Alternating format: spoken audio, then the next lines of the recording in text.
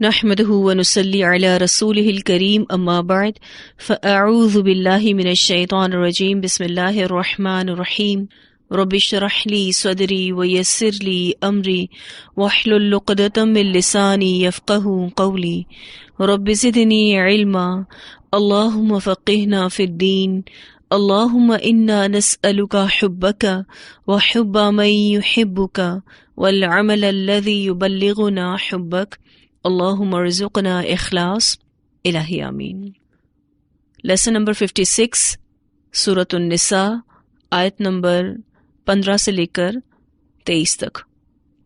اللہ سبحانہ تعالیٰ فرماتے ہیں واللاتی، اور وہ عورتیں یأتین الفاحشۃ، جو آئیں ارتکاب کریں بے حیائی کا۔ الفاحشۃ کا لفظ فا حا شین سے ہے، کھلی برائی کو کہتے ہیں جسے شرعن یا عرفاً برا جانا جائے، اور وہ برائی جس کا اثر دوسروں پر پڑے، مراد زنا ہے۔ من نسائکم، تمہاری عورتوں میں سے، مراد مسلمان عورتیں ہیں۔ فاستشہدوا، تو گواہ بنا لو، علیہن، ان پر، اربعۃ، 4، منکم، تم میں سے۔ یہاں اگر آپ دیکھیں فاستشہدوا میں مرد کا لفظ لکھا ہوا نہیں آیا۔ عربی زبان کا قاعدہ ہے کہ اگر 3 سے 10 تک گنتی میں معدود اگر مذکر ہے تو عدد مؤنث آتا ہے، اور اگر معدود مؤنث ہے تو عدد مذکر آتا ہے۔ یہاں اربعتن کی گولتا مؤنث کی ہے، اس سے پتہ چلتا ہے فاستشہدوا سے مراد مرد ہیں۔ فاستشہدوا، تو گواہ بنا لو، علیہن، ان پر، اربعتن، 4، منکم، تم میں سے۔ فَإِن شَهِدُوا، پھر اگر وہ گواہی دے دیں، فَأَمْسِكُوهُنَّ، تو روک لو ان کو، فِي الْبُيُوتِ، گھروں میں، حتیٰ، یہاں تک کہ، يَتَوَفَّاهُنَّ الْمَوْتُ، فوت کر دے ان کو موت، او يَجْعَلَ اللَّهُ، یا بنا دے اللہ تعالیٰ، لَهُنَّ، ان کے لیے، سبیلا، کوئی راستہ۔ احکام وراثت کے بعد اب دوسری معاشرتی برائیوں کا ذکر کیا جا رہا ہے، جن میں سر فہرست زنا اور فحاشی ہے۔ کفر و شرک اور قتل نفس کے بعد زنا کبیرہ گناہ ہے، اور علی الاطلاق بہت بڑی بے حیائی ہے، جسے اللہ تعالیٰ نے حرام قرار دیا ہے۔ سورہ اسراء آیت نمبر 32 میں اللہ تعالیٰ فرماتے ہیں وَلَا تَقْرَبُوا الزِّنَا إِنَّهُ كَانَ فَاحِشَةً وَسَاءَ سَبِيلًا، اور زنا کے قریب بھی مت جاؤ، کیونکہ وہ بہت ہی برا کام ہے اور بہت برا راستہ ہے۔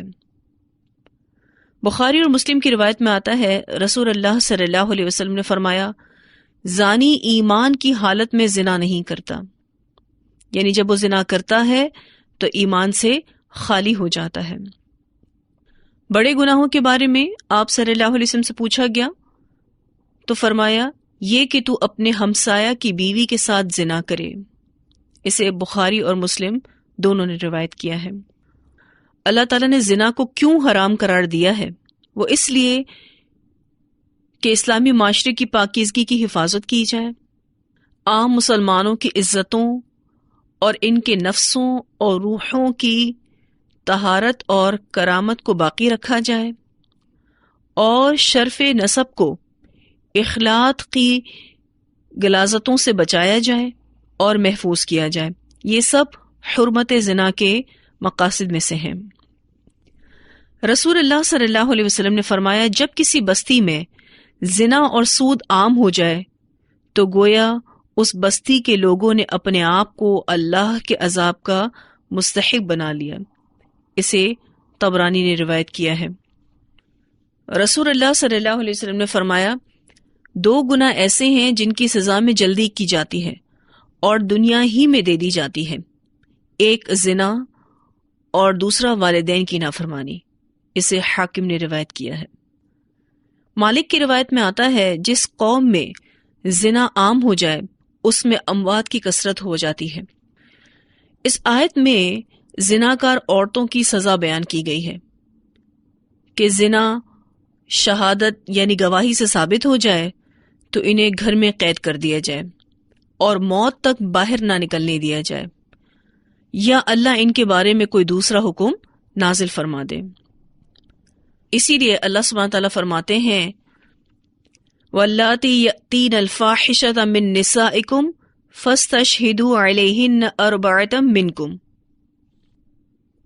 اب زنا کے لیے کتنے گواہ ہوں اور کیسے ہوں؟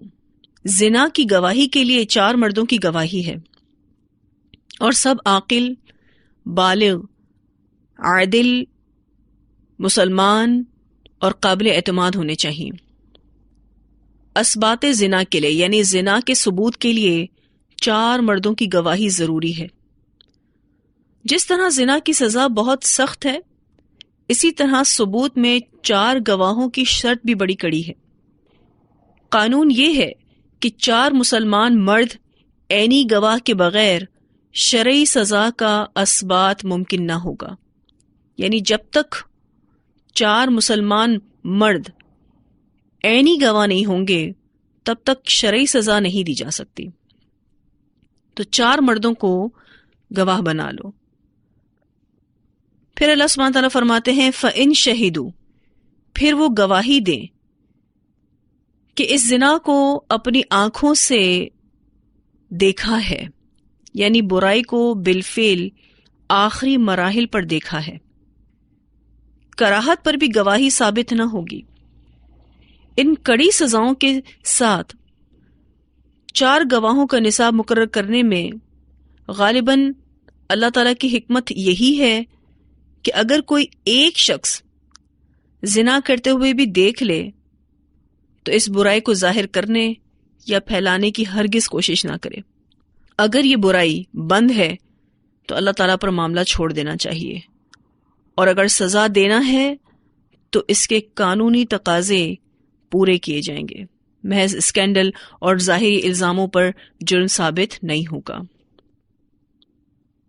خدا نہ خواستہ گواہوں میں سے کسی ایک کی گواہی بھی نامکمل رہے یا مشکوک ہو جائے تو زانی بچ جائے گا اور گواہوں پر قذف کی حد پڑ جائے گی۔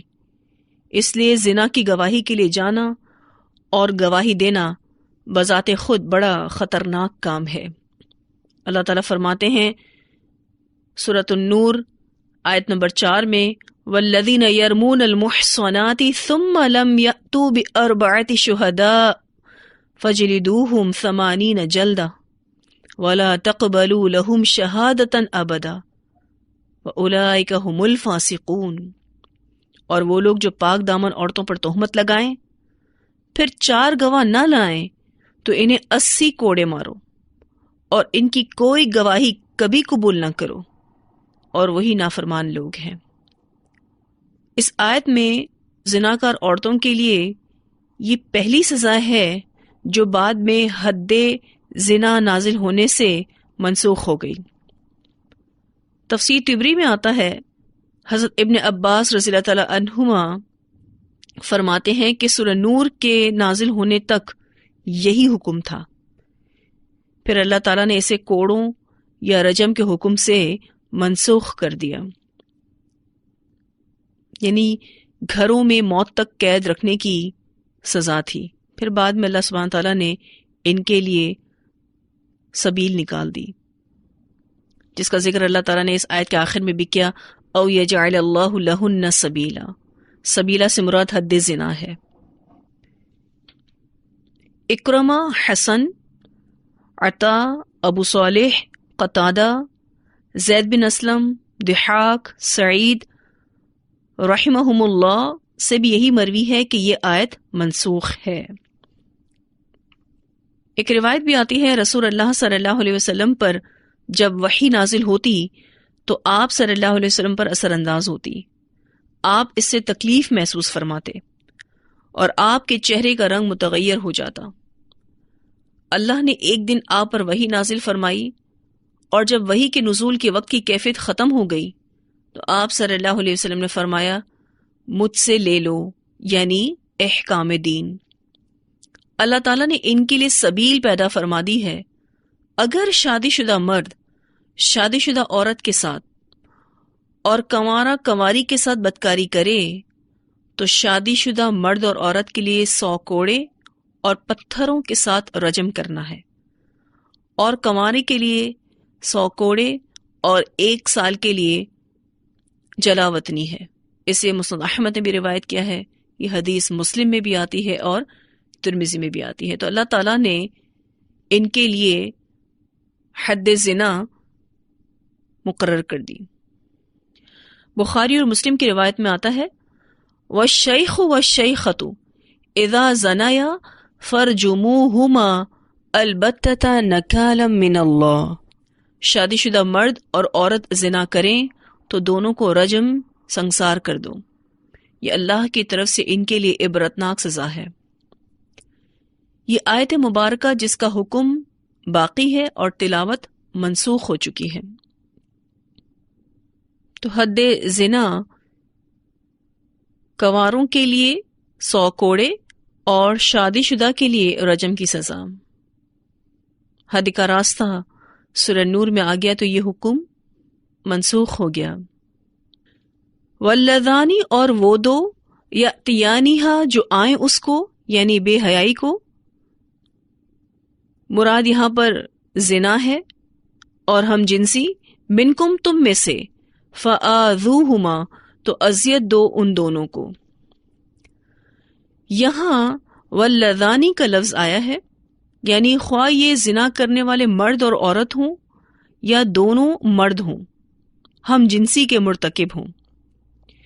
اس لفظ میں دونوں صورتوں کی گنجائش ہے، تو ایسے مردوں یا ایسے مرد اور عورت کی ابتدائی سزا یہ تھی کہ انہیں مار پیٹ کی جائے اور برا بھلا کہا جائے اور ذلیل کیا جائے حتیٰ کہ وہ توبہ کر لیں۔ گویا زانی مرد اور عورت دونوں کے لیے یہ سزا پہلی سزا کے ساتھ ہی ہے، بعد میں یہ دونوں سزائیں منسوخ ہو گئیں۔ فآذوہما کے بارے میں حضرت ابن عباس رضی اللہ تعالی عنہما فرماتے ہیں کہ انہیں آر دلاؤ، زبانی ملامت کرو، عبرتناک مار پیٹ کرو۔ پھر واللذانی سے کچھ مفسرین کی آراء بھی ہیں۔ مجاہد کہتے ہیں کہ یہ آیت ان دو مردوں کے بارے میں نازل ہوئی ہے جو جنس پرستی کا ارتکاب کریں۔ کچھ اور مفسر جن میں اکرمہ، عطا، حسن اور عبداللہ ہیں، وہ کہتے ہیں کہ یہ آیت مرد اور عورت کے بارے میں نازل ہوئی ہے جب وہ زنا کریں۔ ابن جریر رحمہ اللہ نے اس سے مراد کنوارے مرد اور عورت لیے ہیں، اور وہ کہتے ہیں کہ آیت نمبر 15 میں شادی شدہ مرد اور عورت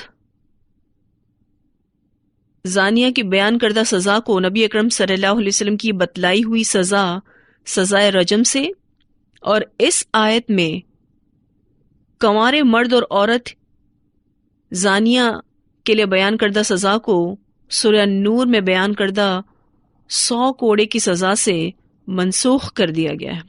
سورہ نور کی آیت نمبر 2 میں آتا ہے زانی مرد اور عورت ہر ایک کو 100 کوڑے مارو، واللہ اعلم بالصواب۔ پھر آپ دیکھیں تو فآذوہما تعزیر ہے، حد نہیں ہے، زنا کی حد تو سورہ نور میں آ گئی ہے۔ پھر جو ہم جنسی کرتے ہیں ان کی حد کے بارے میں ایک روایت آتی ہے، رسول اللہ صلی اللہ علیہ وسلم نے فرمایا جنہیں تم قوم لوط کا سا عمل کرتے ہوئے پاؤ تو فاعل اور مفعول دونوں کو قتل کر دو۔ اسے ابو داؤد نے روایت کیا ہے۔ پھر ہم جنسی بہت بڑا گناہ ہے۔ اس کبیرہ گناہ کے بارے میں ایک روایت آتی ہے کہ نبی اکرم صلی اللہ علیہ وسلم نے 3 بار ہم جنسی کرنے والے پر لعنت فرمائی ہے۔ اسے ابن حبان نے روایت کیا ہے۔ ایک اور روایت آتی ہے، رسول اللہ صلی اللہ علیہ وسلم نے فرمایا جو مرد کے پاس آئے یا عورت کے پاس دبر کی راہ سے آئے، اللہ تعالیٰ اس پر نظر کرم نہیں فرمائیں گے۔ اسے ترمذی نے روایت کیا ہے۔ ایک اور روایت بھی آتی ہے، رسول اللہ صلی اللہ علیہ وسلم نے فرمایا مجھے اپنی امت کے بارے میں سب سے زیادہ جس بات کا ڈر ہے وہ عمل قوم لوط ہے، یعنی کہیں اس میں یہ امت مبتلا نہ ہو جائے۔ اسے ترمذی نے روایت کیا ہے۔ بہت اہم بات کہ زنا ہو یا ہم جنسی ہو، ان سب میں 4 مردوں کی شہادت ضروری ہے۔ پھر اللہ سبحانہ تعالیٰ فرماتے ہیں فَإِن تَابَا، پھر اگر وہ دونوں توبہ کر لیں، وَأَصْلَحَا، اور اصلاح کر لیں، یعنی وہ اللہ تعالیٰ سے اپنے اس برے عمل کی معافی مانگ لیں اور اس برے عمل کو ترک کر کے اعمال صالحہ اختیار کر لیں، فَأَعْرِضُوا عَنْهُمَا، تو منہ موڑ لو ان دونوں سے، یعنی توبہ کرنے والے کو آر نہ دلائی جائے۔ اس بارے میں بھی ایک روایت آتی ہے، آپ صلی اللہ علیہ وسلم نے فرمایا جب تم میں سے کسی کی باندی بدکاری کرے اور اس کا زنا واضح ہو جائے تو وہ اسے حد لگا دے اور پھر اسے آر نہ دلائے۔ اسے بخاری نے روایت کیا ہے، یعنی حد لگانے کے بعد جو اس کے گناہ کا کفارہ ہے اس کے فعل کی وجہ سے آر نہ دلائے۔ فَأَعْرِضُوا عَنْهُمَا، تو ان کا پیچھا چھوڑ دیا جائے، بری بات کر کے ان کو تکلیف نہ دی جائے، کیونکہ گناہ سے توبہ کرنے والا ایسے ہی ہے جیسے اس نے گناہ کیا ہی نہیں۔ ان اللہ، بے شک اللہ تعالی، کانا ہے تواب الرحیمہ، توبہ قبول کرنے والا، مہربان، یعنی وہ خطا کار گناہ گاروں کی توبہ کو بہت کثرت سے قبول کرتا ہے۔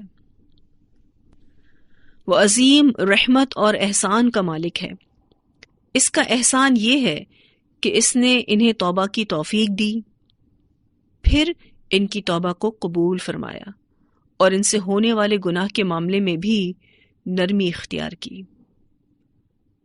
اب اگر دیکھیں تو یہاں لفظ تابہ استعمال ہوا ہے۔ تابہ کا لفظی معنی ہوتا ہے پلٹ آنا،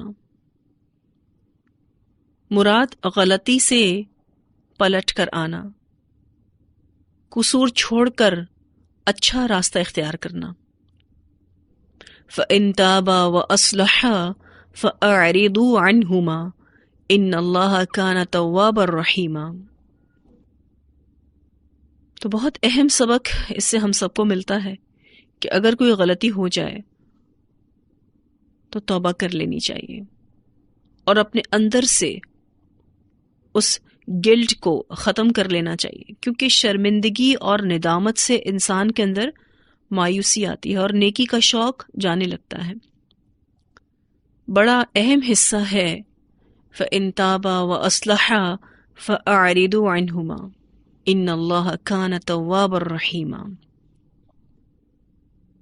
اس حصے کو اگر ہم عام حکم کے طور پر لیں تو جو بھی توبہ کر کے اپنی اصلاح کر لے، اللہ کی نافرمانی اس سے حیا کرتے ہوئے چھوڑ دے کہ میں کیسے اپنے رب کے سامنے جاؤں گی اور کوئی مجھے دیکھ نہ رہا ہو، لیکن اللہ تعالیٰ تو ہر وقت دیکھ رہے ہیں،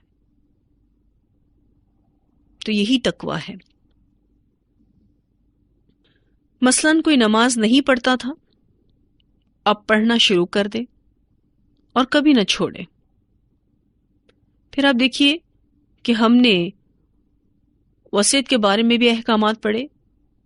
اگر وصیت والے معاملے میں والدین سے کوئی غلطی ہو گئی ہے تو اس کی اصلاح کر لی جائے اور وارثوں کو اصل مال لوٹا دیا جائے، اور اگر وارث زندہ نہ ہو تو صدقہ کیا جائے۔ پھر اگر کسی سے ہم جنسی ہو گئی ہے تو اس کو چاہیے کہ پلٹ آئے، کوئی ناجائز تعلقات کسی کے ہوں تو وہ اس کو چھوڑ دے، کوئی جھوٹ بولتا تھا اب جھوٹ بولنا چھوڑ دے، غیبت کی بہت عادت تھی تو اس بری عادت کو چھوڑ دے۔ جو بھی غلطی ہو رہی ہو، مومن کا رویہ یہی ہے کہ وہ اس غلطی کو چھوڑ کر اپنی اصلاح کر لے۔ حسن بصری رحمہ اللہ کا قول ہے، سچی توبہ یہ ہے کہ برائی سے تم کو نفرت ہو جائے جس طرح پہلے اس غلط کام سے محبت تھی، اور جب برائی کا خیال دل میں آئے تو اس کی معافی اللہ سے طلب کی جائے۔ تو ایسا شخص جو توبۃ النصوح کرے، سچی توبہ کرے، تو وہ اللہ کو تواب اور رحیم پائے گا۔ ہم سب یہ بات جانتے ہیں کہ غلطی انسانوں سے ہی ہوتی ہے، لیکن مومن غلطیوں پر اصرار نہیں کرتا۔ فَإِن تَابَا وَأَصْلَحَا فَأَعْرِضُوا عَنْهُمَا، جو توبہ کر لے اور اصلاح کر لے تو طعنہ اور تشنیع کی کوئی گنجائش نہیں رہتی۔ ان اللہ کان توابا رحیما، بے شک اللہ تعالیٰ ہے توبہ قبول کرنے والا، مہربان۔ انما التوبۃ، بے شک توبہ، علی اللہ، اللہ کے ذمے ہے، للذین، ان لوگوں کے لیے، یعملون السوء، جو عمل کرتے ہیں برا، بجہالۃ، جہالت کے ساتھ۔ بجہالت سے مراد یہاں پر لاعلمی ہے۔ جہالت دو طرح کی ہوتی ہے، ایک اصل جہالت اور دوسری وقتی جہالت۔ اصل جہالت یہ ہے کہ کوئی شخص جانتا ہی نہیں، اور وقتی جہالت کہ جانتے تو ہیں لیکن پھر بھی جہالت کر جاتے ہیں، مثلا غصے کی حالت میں یا پھر جذبات میں آ کر۔ تو جیسے ہی جذبات باقی نہیں رہتے، غلطی کا احساس ہو جاتا ہے، تو پھر وہ توبہ کی طرف آتے ہیں۔ تو اللہ سبحانہ تعالیٰ فرماتے ہیں انما التوبۃ علی اللہ، بے شک توبہ اللہ کے ذمے ہے، یعنی ایسے شخص کی اللہ تعالیٰ توبہ قبول کرتا ہے، للذین یعملون السوء بجہالہ، ان لوگوں کے لیے جو عمل کرتے ہیں برا جہالت کے ساتھ، ثم پھر یتوبون، توبہ کر لیتے ہیں، من قریب، قریب سے، یعنی جلد ہی، فوراً ہی، فَأُولَئِكَ يَتُوبُ اللَّهُ عَلَيْهِمْ، تو یہی وہ لوگ ہیں مہربان ہوگا اللہ اوپر ان کے، وَكَانَ اللَّهُ، اور ہے اللہ تعالی، عَلِيمًا حَكِيمًا، علم والا، حکمت والا۔ اس آیت میں اللہ سبحانہ تعالیٰ فرماتے ہیں کہ توبہ جس کا قبول کرنا اللہ کے ذمے ہے، صرف ان لوگوں کی ہے جو جہالت میں برائی کرتے ہیں، پھر جلد ہی توبہ کر لیتے ہیں۔ تو اللہ تعالیٰ کا وعدہ ہے کہ جو کوئی نادانی اور بے وقوفی میں گناہ کا ارتکاب کر لے اور پھر جلد ہی اس پر نادم ہو اور اللہ کے حضور توبہ کر لے، تو اللہ تعالیٰ اس کی توبہ ضرور قبول کرتا ہے۔ ثم یتوبون من قریب، حسن بصری کہتے ہیں کہ اس سے مراد موت دیکھ لینے سے قبل توبہ کرنا ہے۔ اکرمہ کہتے ہیں کہ دنیا کی ساری زندگی قریب ہے۔ اس حصے میں اللہ تعالیٰ نے توبہ کی قبولیت کے لیے دو باتوں کی قید لگا دی ہے، ایک کہ نادانی میں گناہ ہوا، اور دوسرا جلد غلطی کا احساس ہو جائے اور وہ اللہ کے حضور توبہ کر لے۔ رسول اللہ صلی اللہ علیہ وسلم نے فرمایا، اللہ تعالیٰ اپنے بندے کی توبہ کو اس وقت تک قبول فرماتا ہے جب تک موت کے وقت روح حلق میں نہ پہنچ جائے۔ اسے ترمذی نے روایت کیا اور یہ حدیث مسند احمد میں بھی آتی ہے۔ مجاہد اور دیگر ائمہ نے یہ کہا ہے کہ جو شخص بھی غلطی سے یا جان بوجھ کر نافرمانی کر جاتا ہے تو وہ جاہل ہے، حتیٰ کہ وہ اس گناہ سے رک جائے۔ قتادہ رحمہ اللہ کہتے ہیں کہ ابو العالیہ سے روایت ہے کہ رسول اللہ صلی اللہ علیہ وسلم کے صحابہ کرام فرمایا کرتے تھے کہ انسان جو بھی گناہ کرتا ہے وہ جہالت کی وجہ سے ہی ہوتا ہے۔ جیسا کہ میں نے آپ سے ذکر کیا کہ ایک اصل جہالت ہوتی ہے اور ایک وقتی جہالت۔ اصل جہالت یہ کہ انسان کو معلوم ہی نہیں کہ وہ گناہ کر رہا ہے، اور وقتی جہالت یہ ہوتی ہے کہ انسان جانتا ہے لیکن پھر بھی جہالت کر جاتا ہے، غصے کی حالت میں، کسی جذباتی حالت میں۔ پھر جیسے ہی وہ جذبات ختم ہوتے ہیں، وہ غصہ ختم ہوتا ہے، تو اسے اپنی غلطی کا احساس ہوتا ہے اور پھر وہ فوراً توبہ کر لیتے ہیں، یا پھر اسے علم آ جاتا ہے تو وہ پلٹ آتے ہیں۔ ثم یتوبون من قریب۔ رسول اللہ صلی اللہ علیہ وسلم نے فرمایا کہ گناہ سے توبہ کرنے والا ایسا ہے جیسے اس نے کبھی گناہ کیا ہی نہیں۔ اسے ابن ماجہ نے روایت کیا ہے۔ سورہ تحریم کی آیت نمبر 8 میں آتا ہے، یا ایھا الذین آمنوا توبوا الی اللہ توبۃ نصوحا عسى ربکم ان یکفر عنکم سیئاتکم وَيُدْخِلَكُمْ جَنَّاتٍ تَجْرِي مِن تَحْتِهَا الْأَنْهَارُ۔ اے لوگوں جو ایمان لائے ہو، اللہ کے حضور سچی اور خالص توبہ کرو، امید ہے کہ تمہارا رب تمہارے گناہ معاف فرما دے گا اور تمہیں جنت میں داخل کرے گا جس کے نیچے نہریں بہتی ہیں۔ سورہ المائدہ کی آیت نمبر 39 میں اللہ تعالیٰ فرماتے ہیں، فَمَن تَابَ مِن بَعْدِ ظُلْمِهِ وَأَصْلَحَ فَإِنَّ اللَّهَ يَتُوبُ عَلَيْهِ ان اللہ غفور رحیم۔ پس جس نے ظلم یعنی گناہ کرنے کے بعد توبہ کر لی اور اپنے اعمال کی اصلاح کر لی، اللہ اس کی توبہ قبول فرما لے گا، بے شک اللہ تعالیٰ بخشنے والا اور رحم فرمانے والا ہے۔ اسی طرح سورہ زمر کی آیت نمبر 53 میں آتا ہے، قل یا عبادی الذین اسرفوا علی انفسہم لا تقنطوا من رحمت اللہ ان اللہ یغفر الذنوب جميعا انہ هو الغفور الرحیم۔ اے نبی صلی اللہ علیہ وسلم کہہ دیجئے میرے بندوں سے، وہ بندے جنہوں نے اپنے نفسوں کے ساتھ اسراف کر لیا ہے، زیادتی کر لی ہے، ان سے کہہ دیجئے لا تقنطوا من رحمت اللہ، نہ مایوس ہوں اللہ کی رحمت سے، ان اللہ یغفر الذنوب جميعا، بے شک اللہ تعالیٰ سارے کے سارے گناہوں کو معاف کرنے پر قادر ہے، انہ هو الغفور الرحیم، بے شک وہ بخشنے والا رحم فرمانے والا ہے۔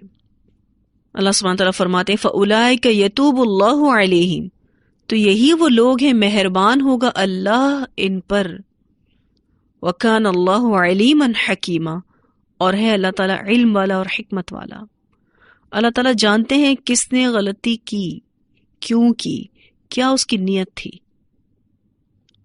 پھر علم کے ساتھ حکمت کا لفظ بھی آیا ہے کہ توبہ کا موقع دینا اس کی حکمت ہے، مہلت دینا اس کی حکمت ہے۔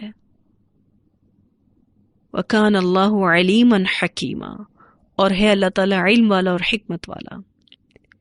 پھر اللہ سبحانہ تعالیٰ فرماتے ہیں وَلَيْسَتِ التَّوْبَةُ، اور نہیں ہے توبہ، یعنی ایسے لوگوں کی توبہ قبول نہیں ہوگی، للذین، ان لوگوں کے لیے، یعملون السیئات، جو عمل کرتے ہیں برے، اور توبہ ان لوگوں کی نہیں یعنی قبول ہوتی جو برے کام کرتے ہیں، حتی یہاں تک کہ اذا حضر، جب حاضر ہوتی ہے، احدہم الموت، ان میں سے کسی ایک کو موت، یعنی نزا کا عالم شروع ہو جاتا ہے۔ قال، وہ کہتا ہے، یعنی اس موت کے وقت وہ کہتا ہے جب اسے موت آ رہی ہوتی ہے، انی تبت الآن، بے شک میں نے توبہ کی اب۔ یہاں تک کہ جب ان میں سے کسی کے پاس موت آ جاتی ہے تو وہ کہتا ہے کہ بے شک میں نے اب توبہ کر لی۔ تو اللہ پھر ایسے لوگوں کی توبہ کو قبول نہیں کرتا جو موت کے وقت توبہ کرتے ہیں۔ تو موت کے وقت کی گئی توبہ غیر مقبول ہے، کیوں؟ کیونکہ توبہ کا وقت ختم ہو چکا ہے۔ وَلَلَّذِينَ، اور نہ ان لوگوں کے لیے، یعنی اور نہ ان لوگوں کی توبہ قبول ہوتی ہے، یموتون، جو مر جاتے ہیں، وہم کفار، اس حال میں کہ وہ کافر ہیں، اور نہ ان کی توبہ قبول ہوتی ہے جو اس حال میں مرتے ہیں کہ وہ کافر ہوتے ہیں۔ اولئک، یہی لوگ، اعتدنا، تیار کیا ہم نے، لہم، ان کے لیے، عذابا علیما، عذاب دردناک۔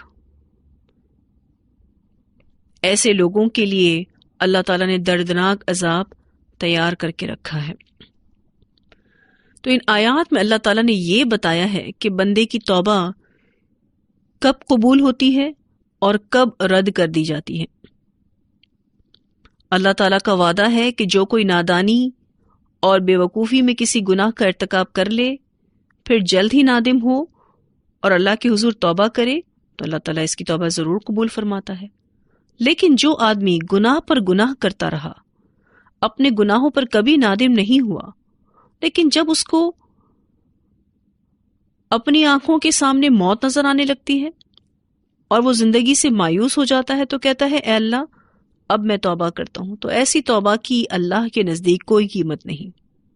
یہی وجہ ہے کہ جب فرعون نے اپنی آنکھوں سے موت کو دیکھ لیا اور کہا کہ میں اس اللہ پر ایمان لایا جس کے علاوہ کوئی معبود نہیں اور جس پر بنی اسرائیل ایمان لائے، میں اعلان کرتا ہوں کہ میں مسلمان ہوں، تو اللہ تعالیٰ نے اس کو جواب دیا تھا کہ اب تک تو نافرمانی کرتا رہا اور زمین میں فساد پھیلاتا رہا، لیکن جیسے ہی تجھے موت نظر آئی تو اپنے ایمان کا اعلان کرتا ہے، تو اب تیری توبہ کا کوئی فائدہ نہیں۔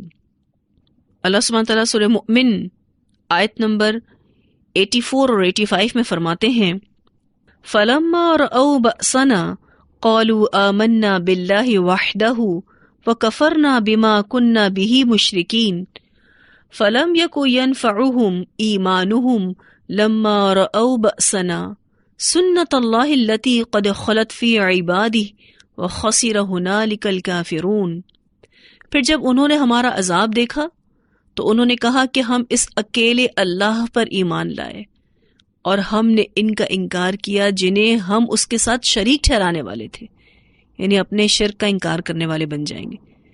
پھر یہ نہ تھا کہ ان کا ایمان انہیں فائدہ دیتا جب انہوں نے ہمارا عذاب دیکھ لیا، یعنی جب اللہ کا عذاب کوئی دیکھ لیتا ہے اور اس وقت ایمان لاتا ہے تو اس کا ایمان لانا اسے کوئی فائدہ نہیں دیتا۔ یہ اللہ کا طریقہ ہے جو اس کے بندوں میں گزر چکا اور اس موقع پر کافر خسارے میں رہے۔ اسی طرح سورۃ الانعام کی آیت نمبر 158 میں آتا ہے یوم یأتی بعد آیات ربک لا ينفع نفسا ایمانها لم تکن آمنت من قبل او کسبت فی ایمانها خیرا۔ جس دن تیرے رب کی کوئی نشانی آئے گی کسی شخص کو اس کا ایمان فائدہ نہ دے گا جو اس سے پہلے ایمان نہ لایا تھا یا اپنے ایمان میں کوئی نیکی نہ کمائی تھی۔ تو یہاں اس آیت میں اللہ تعالیٰ نے ان لوگوں کے بارے میں بتایا جن کی توبہ قبول نہیں ہوتی، وہ جو موت کے وقت توبہ کریں اور دوسرے وہ جو کفر کی حالت میں مر جائیں۔ ایک روایت میں آتا ہے رسول اللہ صلی اللہ علیہ وسلم نے فرمایا بے شک اللہ تعالیٰ اپنے بندے کی توبہ قبول فرماتا ہے، یا آپ صلی اللہ علیہ وسلم نے فرمایا اپنے بندے کو معاف فرما دیتا ہے جب تک حجاب واقع نہ ہو۔ عرض کی گئی کہ وقوع حجاب سے کیا مراد ہے؟ آپ صلی اللہ علیہ وسلم نے فرمایا یہ کہ جب جان نکلے تو وہ مشرک ہو۔ اسے مسند احمد نے بھی روایت کیا ہے، یہ حدیث ابن حبان میں بھی آتی ہے اور مستدرک حاکم میں بھی آتی ہے۔ یعنی اگر وہ شخص مشرک ہوگا تو پھر اللہ تعالیٰ اس کو معاف نہیں کرے گا، اور اسی کو ہی یہاں حجاب کہا گیا ہے۔ تو ان دونوں آیات کا خلاصہ یہ ہے کہ ان میں 4 قسم کے لوگوں کی توبہ کا ذکر ہوا ہے۔ ایک وہ جس نے لا علمی جہالت میں گناہ کیا مگر فوراً توبہ کر لی، تو ان کی توبہ اللہ تعالیٰ قبول فرماتا ہے۔ دوسری قسم شرط پوری نہ ہونے کی صورت میں پیدا ہوتی ہے، یعنی جہالت میں گناہ تو کر لیا لیکن توبہ میں تاخیر کی۔ ایسے لوگوں کے لیے اللہ کا کوئی وعدہ نہیں، چاہے تو توبہ قبول کر لے اور چاہے تو نہ کرے۔ تیسری قسم اس مسلمان کی ہے جسے عمر بھر تو توبہ کا خیال نہ آیا، لیکن جیسے ہی موت آئی تو اس نے توبہ کی۔ ایسے لوگوں کی توبہ قبول نہ ہوگی۔ اس میں وہ کافر بھی آتے ہیں جو موت کے وقت ایمان لانا چاہتے ہیں اور توبہ کرنا چاہتے ہیں، جیسا کہ میں نے آپ کو مثال فرعون کی بھی دی، تو اللہ تعالیٰ نے اس کا ایمان لانا اور اس کا توبہ کرنا قبول نہیں کیا۔ چوتھی قسم وہ لوگ جو توبہ کیے بغیر کفر کی حالت میں مر جاتے ہیں، اللہ ان کو بھی معاف نہیں کرے گا۔ تو اتنی آیات کی تلاوت سنتے ہیں، پھر انشاءاللہ آگے پڑھیں گے۔ اعوذ باللہ من الشیطان الرجیم، بسم اللہ الرحمن الرحیم، واللاتی یأتین الفاحشة من نسائکم فاستشہدوا علیہن أربعة منکم فإن شهدوا فأمسكوهن في البيوت حتى يتوفاهن الموت أو يجعل الله لهن سبيلا، واللذان يأتيانها منكم فآذوهما فإن تابا وأصلحا فأعرضوا عنهما إن الله كان توابا رحيما۔ إنما التوبة على الله للذين يعملون السوء بجهالة ثم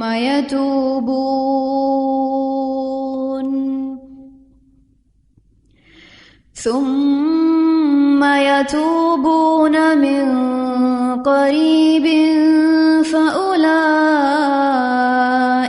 يتوب الله عليهم وكان الله عليما حكيما۔ وليست التوبة للذين يعملون السيئات حتى إذا حضر أحدهم الموت قال إني تبت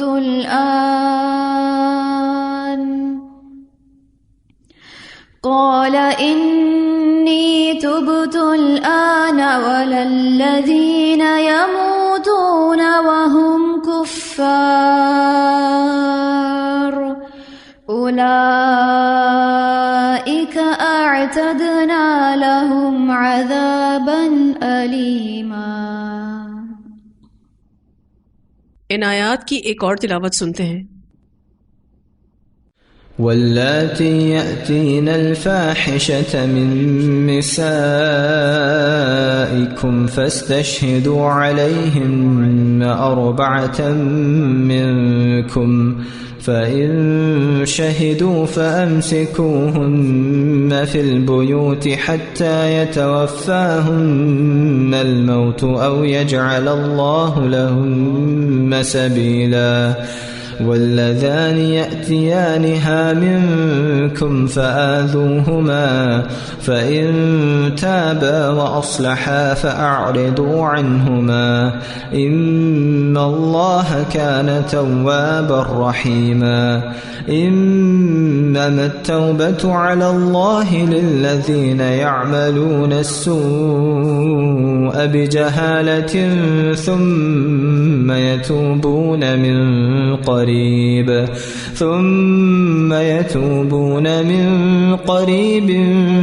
فأولئك يتوب الله عليهم وكان الله عليما حكيما۔ وليست التوبة للذين يعملون السيئات حتى إذا حضر أحدهم الموت قال إني تبت الآن ولا الذين يموتون وهم كفار أولئك أعتدنا لهم عذابا أليما.